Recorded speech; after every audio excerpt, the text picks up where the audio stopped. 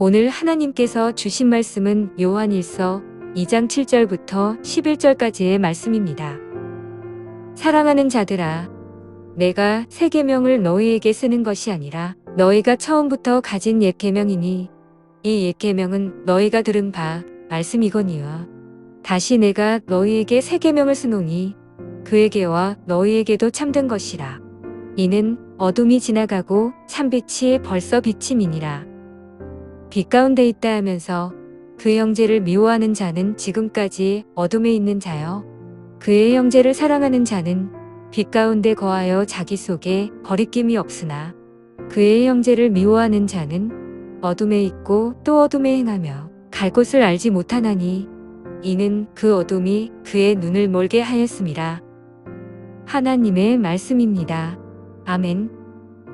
그 예수님을 만나면 가장 큰 벽을 만납니다. 그거는 귀신 아니고 귀신은 아무 문제도 되지도 않고요. 환경도 아니고 슬픔도 아니고 저주도 아니고 실패도 아니고 눈물도 아니라 우리 자신입니다. 이제 말씀 사역이 끝나고 어제 집에서 혼자 기도하면서 다른 목사님들의 설교를 들었습니다. 어떤 목사님께서 이기는 삶을 살라고 설교하셨습니다. 그 말씀을 들으면서 진짜 그렇다. 우리가 주님을 바라보고 주님 한 분만으로 만족하는 삶을 살기 위해서, 그것만을 위해서 싸워서 이긴다면 그 인생이 복된 것이다 라는 생각이 들었습니다. 성령이 주시는 말씀은 공통된 것이 있습니다. 그것이 뭐냐면 실패가 중요한 게 아니고 성공이 중요한 게 아니고 삶을 예수님 앞에서 살아가는 것, 그것만 되면 된다는 것입니다. 예수님이 우리 안에 계십니다. 저 안에 꿈이 있어요. 그게 뭐냐면 오늘 밤에 죽어도 예수님과 전혀 어색하지 않은 만남을 갖는 것. 주님을 만날 때 진짜 하루를 살아도 그 주님이랑 아무 어색함이 없이 만나는 게 꿈이 되었습니다. 설교를 하든지 학생들을 만나든지 특별한 쉬는 하루가 생겼다든지, 그렇지만 그 하루가 주님과 소통하고 어색하지 않을 만큼의 하루가 된다면 족하다라는 마음이 생겼습니다. 가치 기준이 바뀐 거죠. 이 마음을 배우는 것이 제자라고 합니다. 히브리서 3장 13절에 우리 다 같이 볼게요. 오히려 오늘이라고 부르는 이 시간에 서로를 더욱더 격려하십시오. 죄와 속임수로 마음이 완고해지는 사람이 없도록 서로 돕기 바랍니다. 제자는 오늘을 사는 겁니다. 먼 미래를 사는 것도 아니고 과거에 매여 사는 것도 아니고 오늘이라는 하루를 딱 사는 겁니다. 하루의 시작도 주님과 하루의 끝도 주님과, 그리고 그것이 다 주님 앞에서 해석이 되고 맞췄으면 제자인 거죠. 하나도 어렵지 않습니다. 그런데 주님이 우리를 학생이라고 부르시지 않고 성도라고 부르시고 또 우리를 제자라고 부르셨습니다.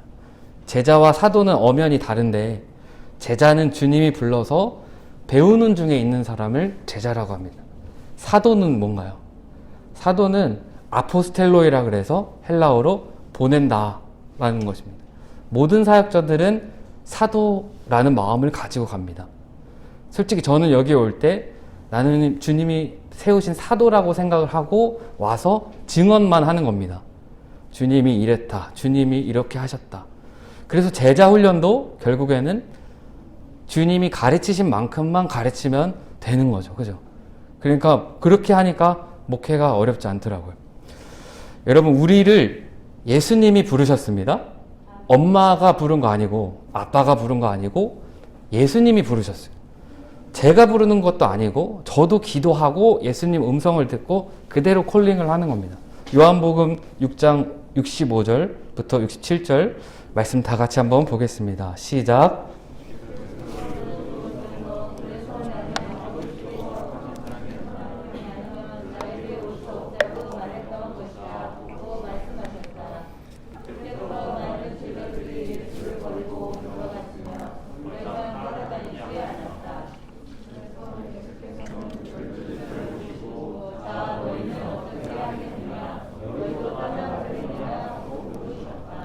예수님의 사역이 늘 이런 식이었어요. 배신당하고 치이고 뭐 부족하고 항상 그랬어요. 따라주는 이가 없고 아이의 떡을 가지고 5,000명이 먹었습니다. 예수님이 감사하셨더니 하나님 아버지께서 기뻐하시고 5,000명을 배부르게 먹이셨습니다. 근데 이때 설교를 하셨어요. 내가 떡을 먹이는 사역을 다시 할 건데 그거는 십자가 사역을 통해 할 것이다. 나는 죽을 거다. 그랬더니 사람들이 그래서 내가 예루살렘으로 갈 거다. 그랬더니 사람들이 다 떠나갔어요. 죽는다고 하니까요. 왜냐면 이스라엘 사람들에게는 하스모니안 왕조가 있었거든요. 헬라 시대에 100년 동안 강력한 독립국가가 있었습니다. 오직 본토인들로만 세워진. 그러니까 예수님이 그런 일을 할 거라고 생각을 했어요. 기적도 행했으니까. 근데 예수님은 나는 예루살렘 성전 깊은 곳에 들어가 죽을 거다. 그 얘기를 하고 부활한다고 하니까 솔직히 부활한다는 거는 말이 안 되잖아요. 그죠? 그러니까 이제 다 집에 간 거예요. 그랬더니 주님이 물어보시는 거예요. 제자들한테. 12제자를 보시면서 5,000명이 흩어졌으니까 추산하기로는 한 2만 명 정도 되는 성도들이 다 집에 가고 10명, 12명만 남은 거죠. 분위기 좋았겠어요? 안 좋았겠어요? 분위기 많이 안 좋죠? 그러니까 주님이 물어보세요. 대놓고. 너네도 갈 거니? 이렇게 물어보신 거예요. 제자라고 부르신 사람들은 이런 질문을 항상 받습니다. 예수님한테. 교회 나오는 게 솔직히 외롭고 힘든 일입니다. 세상의 가치관과 많이 다르기 때문에요. 그리고 헷갈리게 하는 성도들도 있어요. 예수님을 믿으면서 적당히 믿는 사람들은 우리를 헷갈리게 해요. 헷갈리게 하는 교역자들도 있어요. 가만히 얘기하다 보면은 밥벌인가 사역인가 이런 전도사님들 저도 헷갈리게 하는 분들 가끔 있었습니다. 그럴 때마다 흔들리면 안 되고 우리 주님을 바라보는 믿음의 눈이 뜨여야 합니다. 네, 진짜 그래요. 정말 예수님을 따르는 사람은 많지는 않아요. 정말로. 사역자들 중에서도 진짜 예수님께 붙들려서 가는 사역자는 많지는 않다. 그러면은 평신도들 중에는 어떻게 했어요? 그쵸? 제가 교회 4군데 사역을 해보면 가서 다 예수 안 믿는 학생들에게 전도를 한다고 생각하고 전도를 합니다. 여기서도 예수님을 전심으로 따르지 않는 학생들이 있다는 걸 알고 전하고 있는 거죠. 그렇지만 주님은 그 결정을 어떻게 맡기신다. 본인한테. 따를래 안 따를래. 제자는 누구예요? 뭐예요? 예스 하는 사람이죠. 그죠? 같이 가겠습니다. 예수님은 우리를 아주 어려운 때에 부르시고 계십니다. 그래서 지금 부르시는 제자들은 어려운 때에 부른 만큼 아주 어려운 사역을 감당할 아주 중요한 학생들이라고 생각이 듭니다. 여러분을 지금 부른다는 것은 주님이 제자 훈련을 시키시는 건데 주님과 제자 훈련했다는 건 뭔지 아세요? 같이 먹고 같이 자고 같이 사는 게 제자 훈련의 핵심이에요. 그죠? 그 2만 명 따라다니는 사람들이 많지 않았어요. 12명만 같이 다녔어요. 누가복음 8장 1절에 현대인의 성경으로 다 같이 볼게요. 다 같이 읽겠습니다. 시작. 그 후에 예수님은 여러 도시와 마을을 다니시며 하나님의 나라를 선포하시고 기쁜 소식을 전하셨는데 12제자도 동행하였다. 여기에 보면 여러 도시와 마을을 다니셨다고 했는데 제가 성경의 파노라마라는 세미나를 얼마 전에 들었는데 갈릴리의 동네가 여러분 몇 개가 있었을 것 같아요? 이스라엘이 그렇게 크지 않은 나라잖아요. 우리나라 뭐 경상도 정도 수준밖에 안 될 거예요. 근데 요 갈릴리라는 동네에 몇 개의 동네가 있는지 아세요? 200개가 넘는데요. 그걸 2년 동안 돌아다녔으니 예수님이 2장만 200명을 만나야 돼요. 그러니까 예수님이 복음서에 보면 막 사람들이 막 더 있어주세요. 근데 빨리 가야 돼 하는 이유가 한 2년 사이에 200개의 동네를 다 가서 인격적으로 만나야 된단 말이에요. 너무 바쁘니까 막 배에서도 막 골아 떨어지는 이유가 너무 장난 아닌 거예요. 이거 진짜 행군인 거예요. 근데 여기에 제자들이 계속 다니면서 예수님이 당황하는 모습, 예수님이 어린 아이를 안아주시는 모습, 과부들을 사랑해 주시는 모습, 세리들을 보고 진지하게 대해주시는 모습, 그리고 마을 잔치가 열리면 거기서 같이 막 기뻐하시는 모습, 그런 예수님의 희노애락을 제자들이 생생하게 봤고, 예수님의 손을 만졌고, 예수님의 심장 뛰는 걸 봤고, 예수님이 창에 찔리셨을 때 피와 창자가 쏟아지는 것을 제자들은 다 봤어요. 제자들은 그 모든 것을 본 거예요. 그러니까 나중에 이 사람들이 사역을 하는 게 성경으로 쓰일 수 있었던 거죠. 그죠? 그대로 그리스도인으로서 살았으니까. 말하고 행동하고 이런 상황에 부딪혔을 때 어떻게 하고, 이 모든 것들을 12사도가 그대로 재생산을 한 거죠. 그대로 자기 삶으로. 그런데 문제는 뭐냐면, 제자 훈련의 핵심이 여러분 12명이 따라다니는 건데, 조금 더 상상력을, 이거를 신학적 상상력이라 그래요. 말씀을 보면서 깊이 생각을 해보는 거예요. 이거는 큐티 할 때 꼭 필요해요. 신학적 상상력이 필요해요. 뭐냐면, 무슨 상상이냐면, 3년 동안 같이 살았다면 여러분 무슨 일이 있었을까요? 싸웠을까요? 안 싸웠을까요? 서로 많이 싸웠죠. 거기에는 열심당도 있고, 그리고 아주 온건한 독립군도 있고, 아주 과격한 독립군도 있었단 말이에요. 베드로 같은 경우는 온건하지 않죠. 칼을 들고 다녔으니까. 그죠? 대제사장 말고가 왔을, 그 종이 왔을 때 칼을 확 빼서 오른쪽 귀를 확 쳐버리잖아요. 열심당이죠.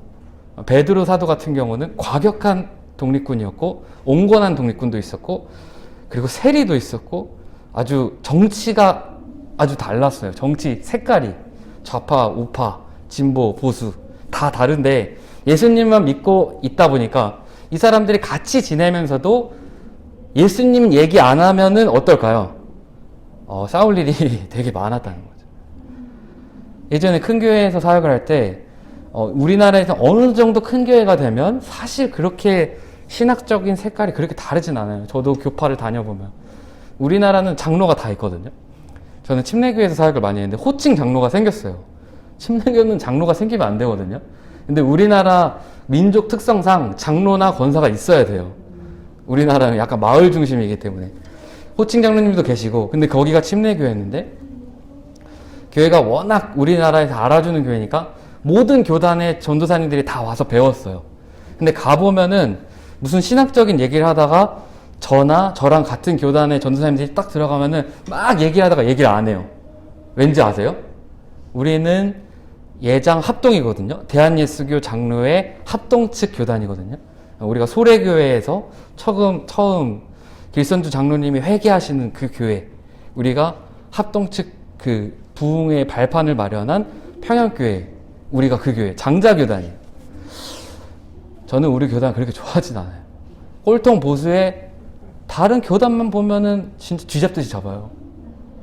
맞아요? 그렇게 하면 안 되거든요. 그러니까 전도사님들이 우리가 들어가면은 막 얘기를 하다가 아무 얘기도 안 해요. 왜냐면은 그걸로 누를 거거든. 그 교단의 파워로 누를 걸 아니까. 저는 그럴 마음이 없거든요. 저는 다행히도 감사하게 학부가 초교파여가지고 그런 마음이 없어요. 그런데 전도사님들만 해도 자기가 뭐 좀 전도사님들 3년 공부한 거잖아요. 그죠? 3년 공부한 거 가지고 뭘 싸워? 담임 목사님들처럼 한 20, 30년 사역했으면은 얘기할 줄 모르겠어요. 3년 공부하고 뒤지게 싸워요. 그런데 교역자들도 그런데 성도님들 사이에서는 얼마나 더 그러겠어요. 우리가 여기서 생활하다 보면 진짜 마음에 안 드는 친구가 있어요. 저 보면은 이해가 안 가. 쟤는 왜 저렇게 말하고 행동할까? 근데 그게 어떻다는 얘기를 하는 거예요, 지금 전사님이? 당연하다. 우리는 당연히 서로가 다르다는 것을 볼 수밖에 없다. 왜냐면 우리가 같은 이익으로 모인 집단이 아니기 때문에, 우리는 예수님의 특별한 영적인 부르심을 받고 왔기 때문에 서로가 다르다는 것만 봐도 이 안에 성령이 역사하시다는 증거가 분명한데, 이거를 거꾸로만 잠깐만 생각해 보면은 다 흩어지게 하는데, 정말 잘 믿어야 될 것을 바라보고 믿어야 된다는 거예요.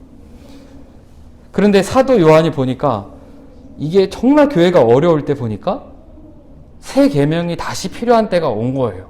사도 요한이 사역하던 그 시대에 정말 사자밥이 되고 카타콤에서 신앙생활하고 그 어려운 성도들에게 필요한 말씀이 꼭 필요한 게 있었어요. 예수님의 십자가, 그리고 예수님의 죄로 회개하는 거, 그리고 어제 말한 대로 예수님과 온전히 연합되는 것, 그것뿐만 아니라 더 나가야 할 복음의 핵심적인 요소가, 제자 훈련의 핵심적인 요소가 뭐냐면 새 계명이라는, 요한 1서 2장 7절에서 11절 말씀 우리 다 같이 보겠습니다. 시작. 내가 사랑하는 여러분에게 써보내는 것은 새로운 계명이 아니고 여러분이 처음부터 가지고 있던 옛 계명입니다. 그 옛 계명은 여러분이 줄곧 들어온 그 말씀입니다. 그러나 내가 여러분에게 써보내는 것은 사실은 새 계명입니다. 어둠이 지나가고 참 빛이 이미 비치고 있기 때문입니다. 그 계명이 참되다는 것은 그리스도에게서 나타났고 또 그들의 경험으로 알 수 있습니다. 자기가 빛 속에서 산다고 말하면서 자기의 형제를 미워하는 자는 아직도 어둠 속에서 살고 있는 자입니다. 자기의 형제를 사랑하는 사람은 빛 속에서 살고 있는 사람이며 그는 남을 죄짓게 하는 일이 없습니다. 그러나 자기 형제를 미워하는 자는 어둠 속에 있으며 어둠 속에서 살아가기 때문에 그 눈이 어둠에 가려져서 자기가 어디로 가는지 알지 못합니다. 예수님을 3년 동안 따라다니고 가장 오래까지 살아남아서 사역했던 사도, 가장 오랫동안 살아남아서 성경의 마지막을 책을 썼던 사도 요한계시록을 쓴 사도 요한이 결론을 내려보니까 사랑하는 거라, 신앙생활이. 일하는 게 아니고 서로 사랑하는 거구나, 이걸 깨달았다는. 그리고 이걸 읽다 보면은 희한한 마음이 들거든요. 이게 말투만 바뀌었을지 똑같아요. 예수님이 하신 말씀이랑. 요한이 쓴 복음서에 보면 요한복음 13장 34절과 35절에 주님이 말씀하셨어요. 보여주세요. 요한복음 13장 34절 35절.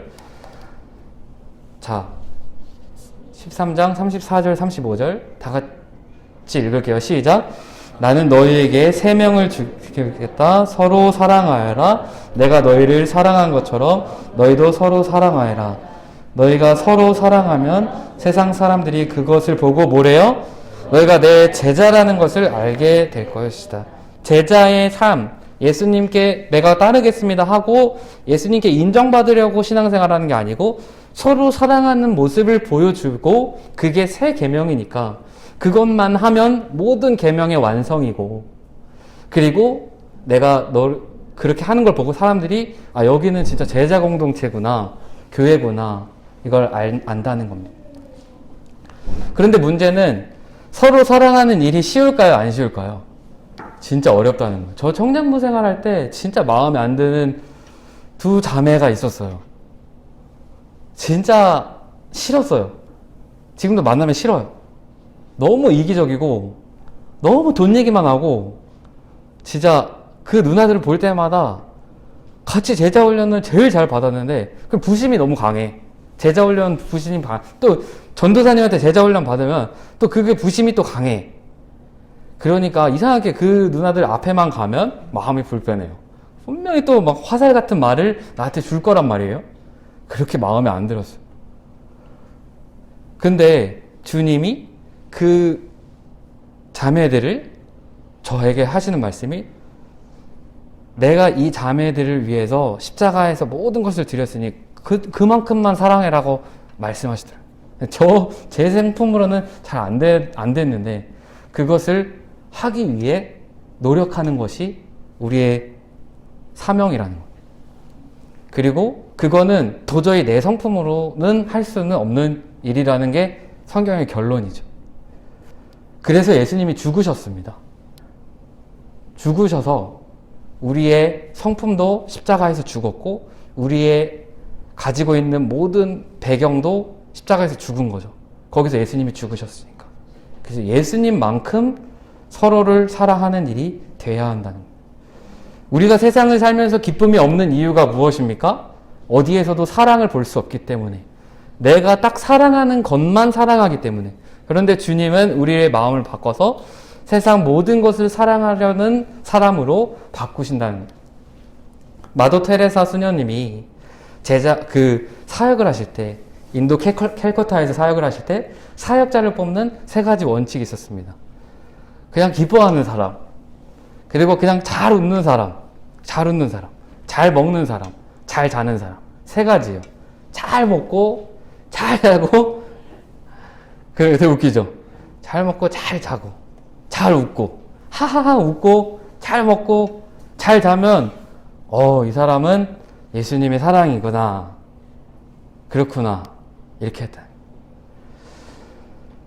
그런데 어떤 사람을 만나도 잘 먹고, 잘 자고, 잘 살아가는 게 보통 일은 아니에요. 그래서 예수님을 바라본다는 게 엄청난 능력입니다. 어떤 어려움이 와도 잘 먹고 잘 자고 잘 웃는다는 건 뭔가 믿을 구석이 있다는 거거든요. 그죠? 걱정이 없는 거예요. 잘 먹고 잘 자고 잘 웃을 수 있다는 거는 만족하다는 거거든요. 누군가가 날 돕고 있다는 것이거든요. 이게 아무것도 아닌 것 같지만 잘 되지 않는 일입니다. 그러니까 십자가에서 내가 죽은 것을 늘 확인해야 돼요. 막 이 사람 때문에 막 불편해. 그러면 그때 뭘 느껴야 돼요? 딱 느껴야죠. 지금 내 마음으로 사랑하려고 하는구나. 이거는 전통이에요. 교회의 전통이에요. 로마서 16장 16절에 사도 바울이 감옥에 갇혀서 말합니다. 거룩한 입맞춤으로 문안하십시오. 그리스도의 모든 교회가 여러분에게 문안합니다. 로마 교회를 향해 우리가 거룩한 입맞춤으로 사랑하기 원하고 우리가 문안하기를 원한다. 빌립보, 에베소, 그리고 예루살렘 모든 교회가 로마에 있는 교회를 향해 거룩한 입맞춤으로 사랑하기를 원합니다.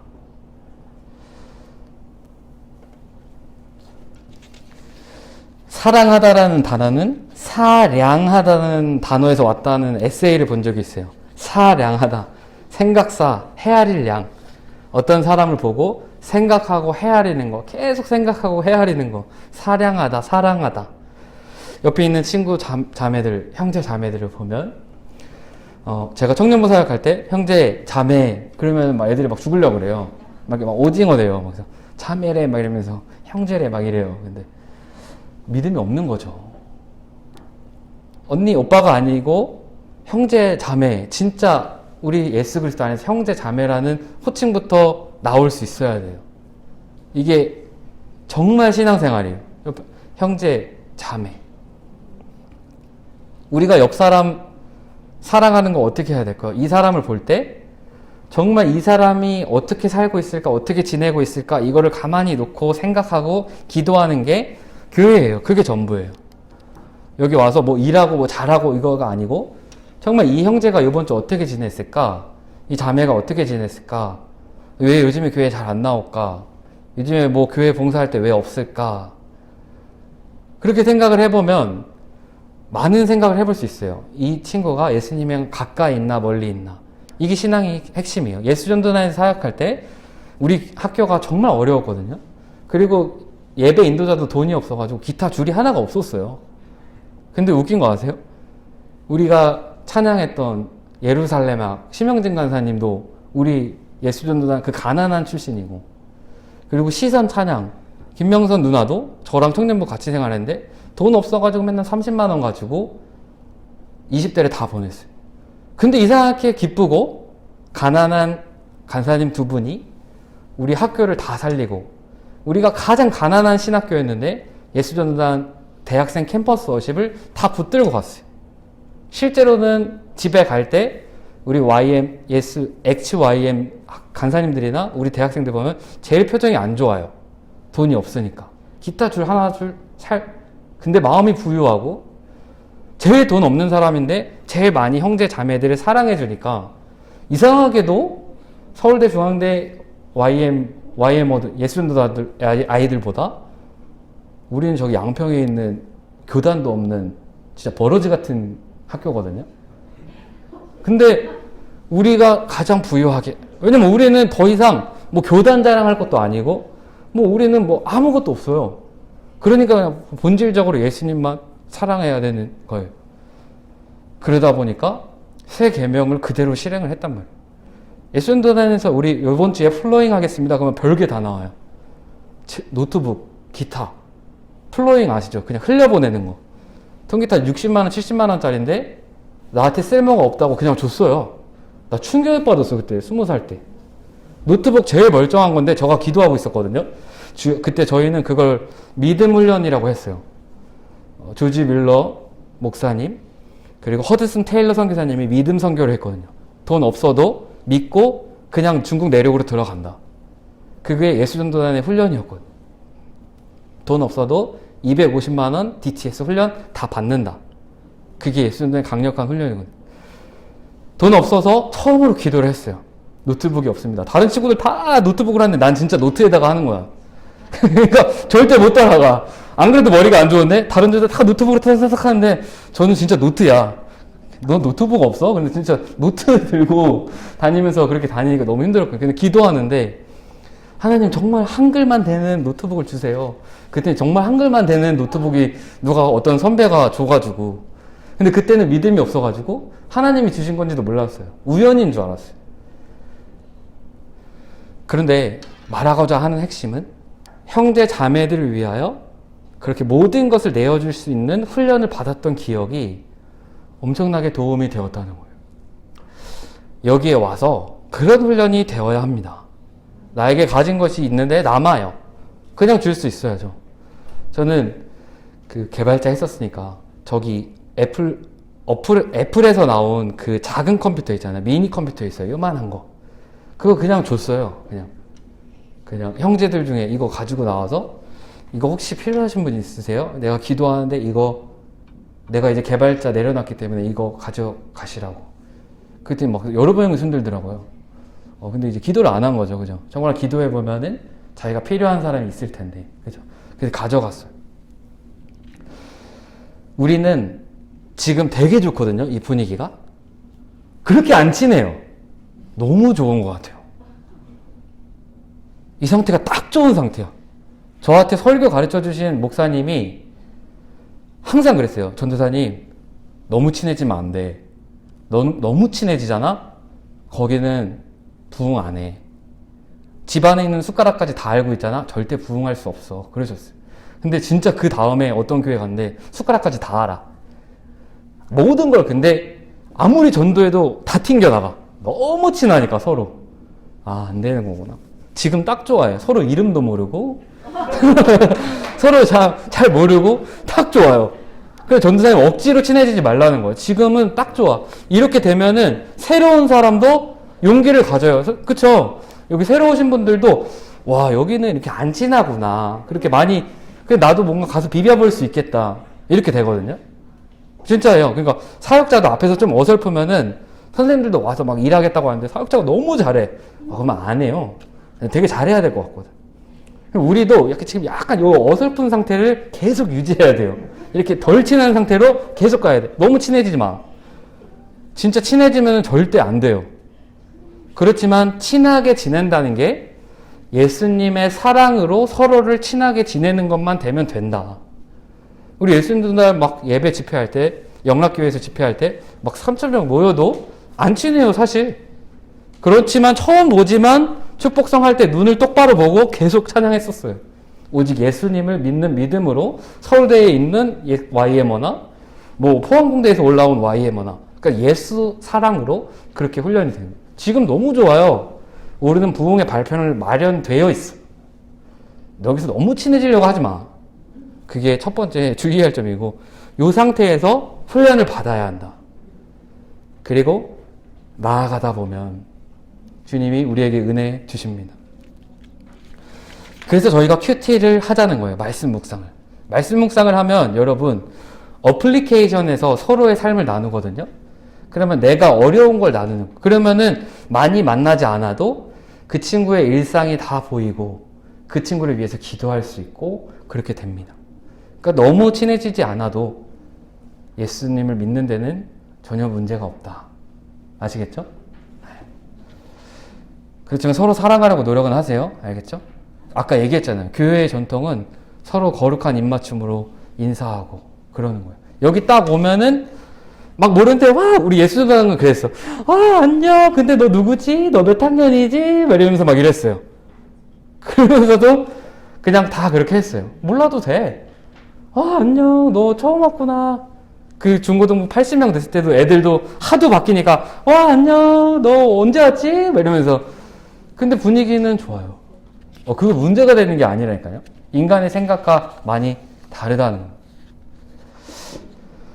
요한이 좋은 제자는 아니었습니다. 좀 다루기 어려운 제자였어요. 베드로는 성격이 불같고 요한은 집착이 강해요. 밥 먹을 때 그 고대 이스라엘에서 이렇게 누워서 밥 먹는데 예수님 여기 가슴에 누워서 밥 먹었대요. 여러분 보기 좋아요? 여기서 이렇게 하는데 어떤 아이가 전도사님 여기 엉덩이 붙어 있어. 보기 좋아요? 안 보기 좋아요? 보기 안 좋잖아. 요한이 약간 오바하는 사람이라니까요. 그리고 또 성격은 불같아요. 그러니까 건드리지도 못하겠어. 말도 못해. 성격은 불같은데 또 막 집착이 또 강해. 성격 얼마나 불같은지 아세요? 누가복음 9장 53절. 한번 다 같이 읽어보세요. 시작. 그 마을 사람들은 예수께서 예루살렘에 가신다는 말을 듣고는 예수를 맞아들이지 않았다.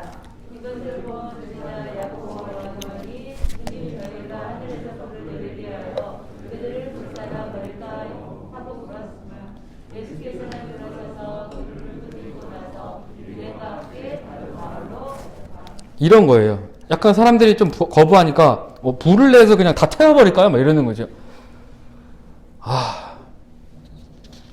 다루기 어려운 사람이에요. 그러니까 주님이 야고보, 요한, 베드로는 특별 관리를 했어요. 사도 베드로, 사도 야고보, 사도 요한은 문제 많은 사람이다. 우리가 아는 처럼 위대한 사람이 아니고 신경 안 쓰면 언제든지 칼 들고 난리칠 게 베드로고 요한은 가만 안 냅두면은 여기를 다 막 엉망으로 만들 사람이니까 일부러 더 데리고 다니고 나머지는 성품이 좋은 거죠. 근데 예수님 꼭 이런 사람들 더 관리를 잘 해주세요. 그런데 희한한 게 예수님이 이 요한을 가만히 보셨는데 예수님이 잡히시던 날에 요한이 사람들이 막 군대가 들어오니까 옷 벗고 도망갔거든요.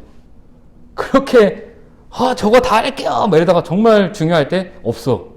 그걸 도망가는 걸 다 봤어. 심지어 옷도 다 벗고 속옷만 내두고 도망갔다는 게 나와요. 요한복음에. 그게 요한이에요.